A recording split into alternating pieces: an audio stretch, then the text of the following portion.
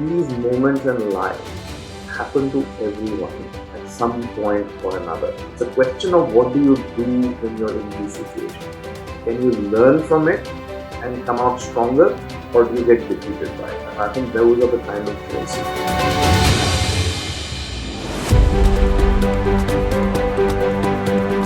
See, the intention, the idea behind this tipping point series, what I'm calling, is basically to talk to people like you and many others and find out, what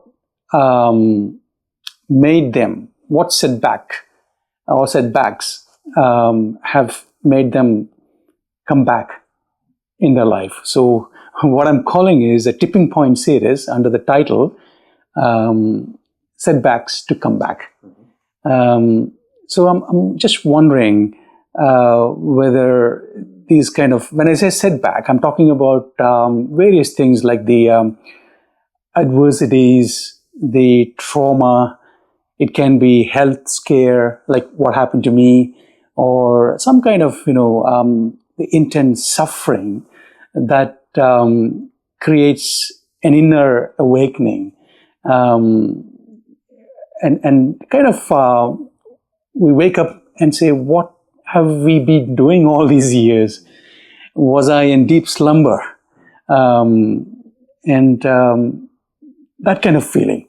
And now you feel that you have to change your direction and change your priorities and perspectives in life, and kind of, putting yourself back on track kind of feeling. And that seems to happen only from an intense suffering or a trauma or adversities. For many people, I don't know whether that is right or wrong, but I realize, Sandeep, you also had some kind of setbacks in your life as well, some years ago. And I'm just keen to understand, what went through and how you got back into life and put yourself on a right path where you were able to understand your priorities and perspectives in life. Sandeep. Yeah, I think it's interesting when you ask a question like this, it makes you reflect back on the journey you've been on. And I think in my case, I've probably been in a process of introspection over the last 20 odd years. And I think it goes back to a time when I was about 40, about 20 years ago, when I was at the ANZ Bank at that time, and I was in a senior manager role. So where were you in ANZ here in Melbourne here? In Melbourne, okay. Looking after the operations center for Victoria and Tasmania. I had about 200 odd people reporting into me. And I was on a very good, sort of run with the bank. I'd been with them since 1995. I started my career in India, and then they brought me to Australia in a variety of different roles. So all with ANZ. All with ANZ. So I was always well regarded. I had a good sort of run with the bank, and they looked after me really well. And I got all the opportunities because I worked at the bank. But then there was this one incident that changed everything for me.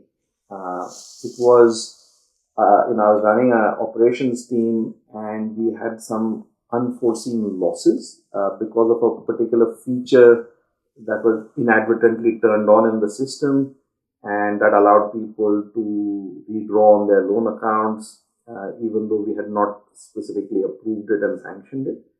And some people misused that. And suddenly we found we were out of pocket for a certain amount of money, which became a big issue in the bank. There was a bit of an investigation. And because it happened on my watch, I was held responsible for what happened. And I was okay with all of that.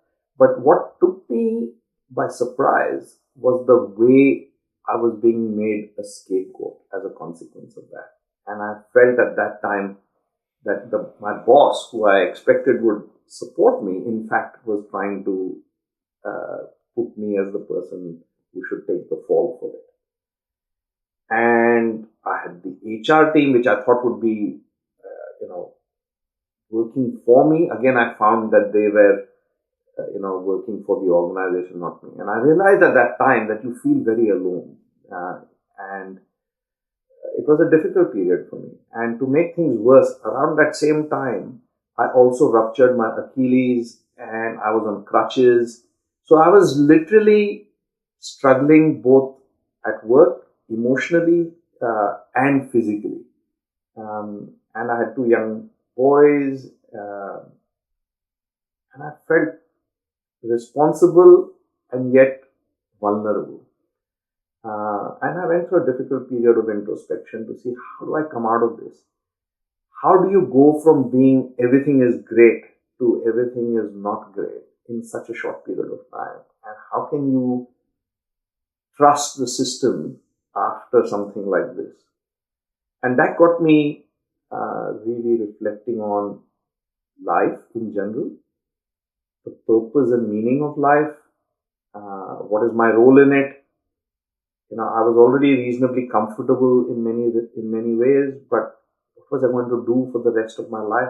There was a lot of these questions that started bubbling up, and I was looking for answers, and that got me started on a series of readings and listening to lectures and talking to people. So when this was happening with the HR, and also your bank, were you made redundant, or were you? No. I was at that point relieved of my duties in that role. Right. But I was put into a project role for a period of time. Right. I wasn't made redundant, but I was put a little bit to the side. Right. And you feel like you're now not the person you were previously. And it is publicly humiliating because everyone knows that there's a disciplinary action that's being taken, etc. So I didn't leave the bank at that time, but I was put to the side. And because of that period, I actually went through a very transformative journey personally. Yeah, what was going through you is what we are really, trying to understand. Because, I think there is this person who has created an identity for yourself for a very long time, and that, I'm this person, I've been doing this for a long time, and I'm a senior executive. I've been actually looking after all these people. I'm a leadership role. And suddenly this identity or this position comes crumbling down.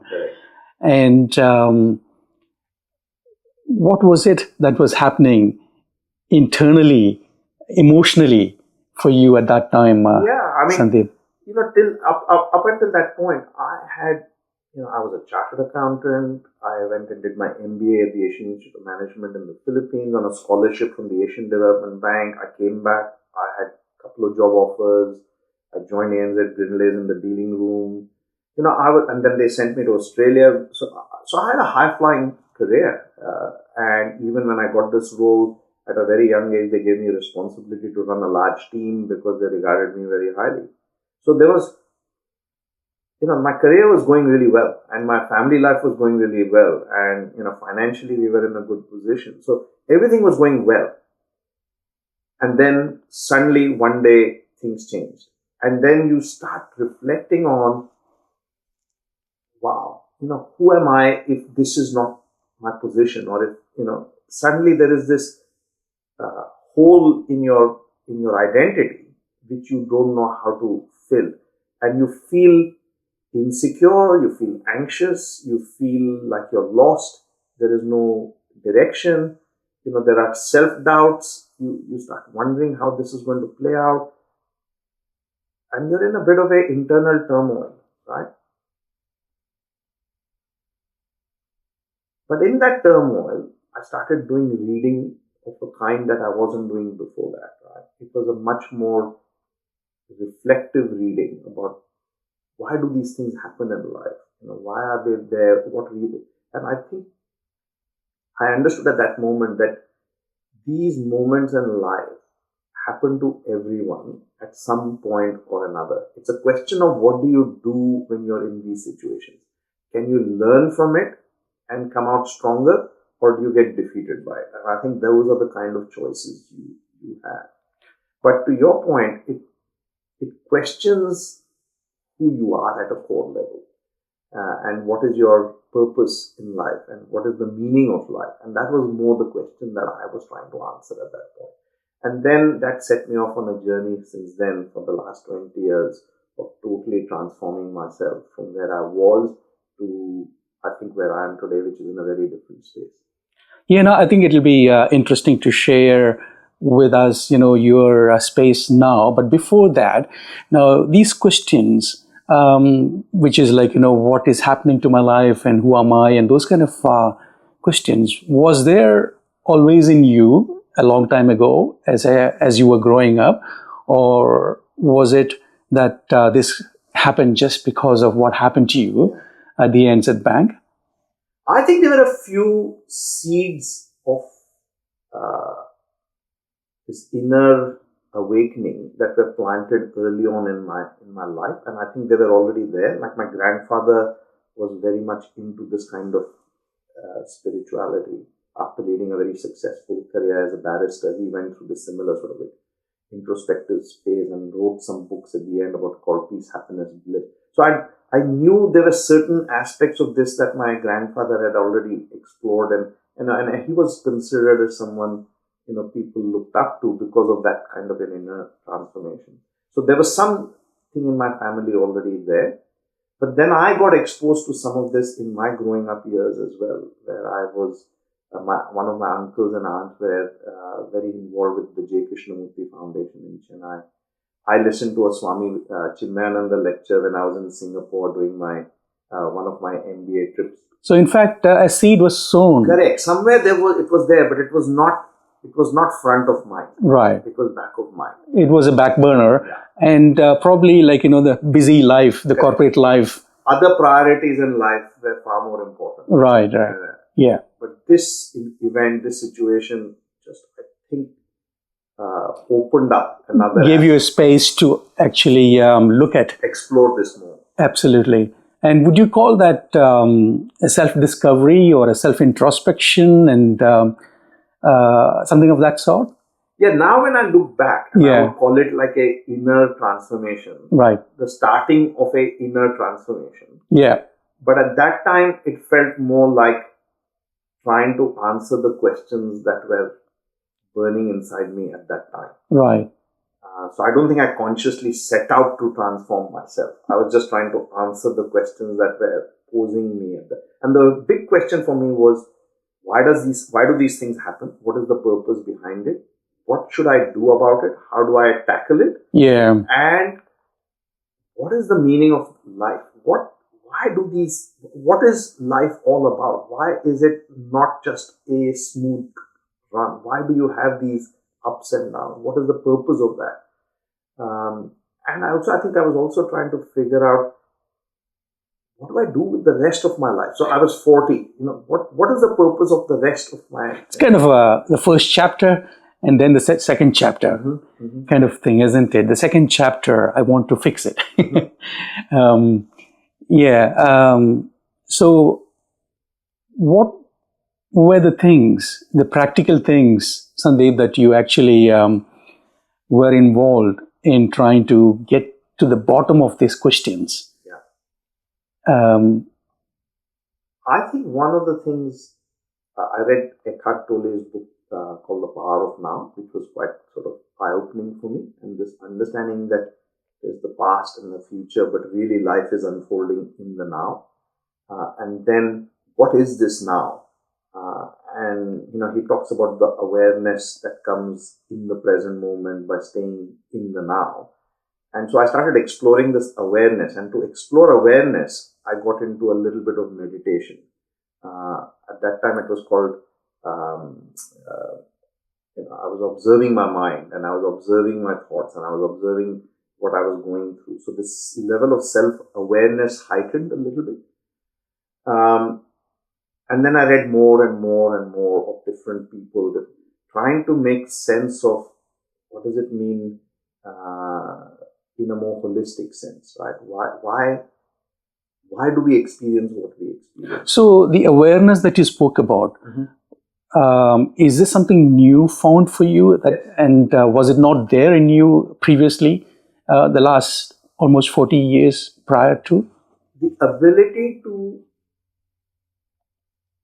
analyze how you are going internally was something new. So the awareness of your inner experiences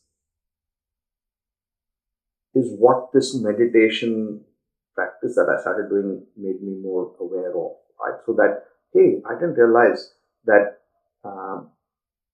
when I get angry, I can actually experience that anger even before the outburst.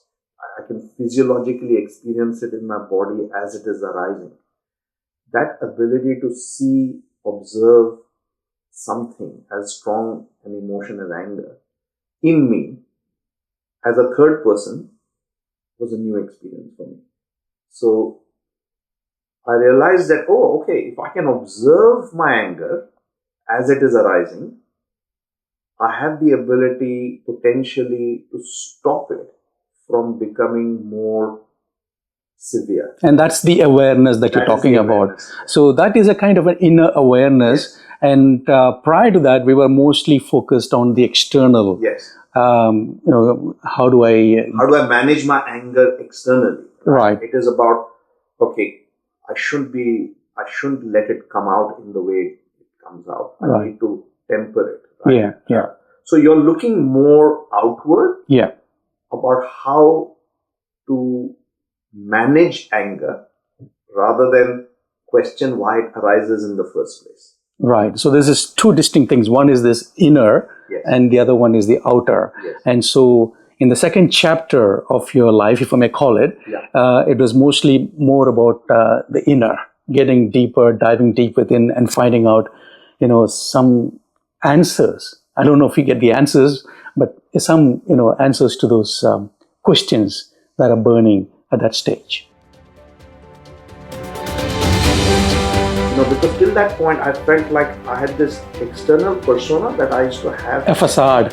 In the office. And then there was the Sandeep who was at home with his kids, with his wife, with his friends. And I lived these two lives. And I wanted to find a way of bringing these two lives together so that I'm not this different person at work and a different person at home.